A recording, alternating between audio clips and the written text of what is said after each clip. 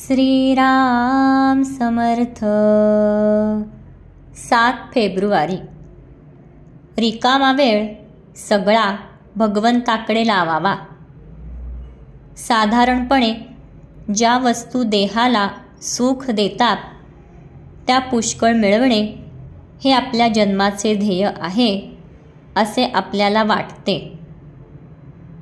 परंतु अशा वस्तू ज्यांच्यापाशी पुष्कळ आहेत ती माणसे सुखी झालेली आढळत नाहीत. किंबहुना अशा वस्तू जितक्या जास्त जमा कराव्या तितकी आपली हाव वाढतच जाते. पुढे वय झाल्यावर देह क्षीण होतो आणि त्याचे भोगण्याचे सामर्थ्य कमी होते. मग वस्तू असून देखील मनाची तळमळ कायम राहते. म्हणून शहाण्या माणसाने आत्तापासूनच आपले सुख बाहेरच्या वस्तूवर अवलंबून न ठेवण्याचा अभ्यास करावा. बाहेरची वस्तू सुटली तरी मनाला दुसरी वस्तू देणे अवश्य असते. अशी वस्तू म्हणजे भगवंत होय. भगवंत हा नेहमी राहणारा, स्वयंपूर्ण आणि आनंदमय असल्यामुळे त्याचे चिंतन करता करता मनामध्ये ते गुण उतरतात. अर्थात मन भगवंताच्या चिंतनाने आनंदमय बनल्यावर त्या माणसाचे जीवन किती रसमय होत असेल याची कल्पना करावी.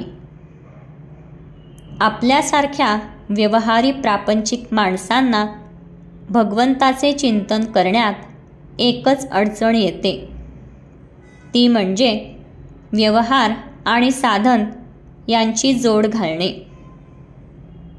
आपली अशी कल्पना असते की भगवंताचे चिंतन करणारा माणूस व्यवहार बरोबर करू शकत नाही. तुकाराम बुवांसारख्या परमात्मचिंतनात बेभान झालेल्या पुरुषांची गोष्ट निराळी. आपल्यासारख्या माणसांना आपला व्यवहार अत्यंत बरोबर केल्यानंतर जो वेळ उरेल तितका भगवंताकडे लावला तर आपण फारच प्रगती केली असे म्हणता येईल. खरे पाहिले असता सध्या जेवढा रिकामा वेळ आपल्याला मिळतो तितका सगळा आपण भगवंताकडे लावत नाही. म्हणून दिवसातून काही वेळ तरी अत्यंत नियमाने भगवंताच्या नामस्मरणात घालवायचा आपण निश्चय करावा. नामाच्या आड सर्वच गोष्टी येतात.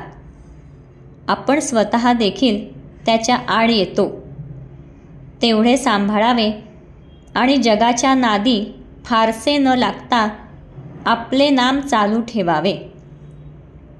शिवाय देवासंबंधींची फक्त संतांनी लिहिलेली पुस्तके रोज थोडी वाचावी, त्यावर मनन करावे आणि ते आपल्या आचरणात कसे येईल याचा सूक्ष्म विचार करावा. अशा मार्गाने जो जाईल त्याची हा म्हणता प्रगती होईल आणि त्याला समाधान मिळेल. समाधान हीच खऱ्या आनंदाची खूण आहे. जानकी जीवन स्मरण जय जय राम.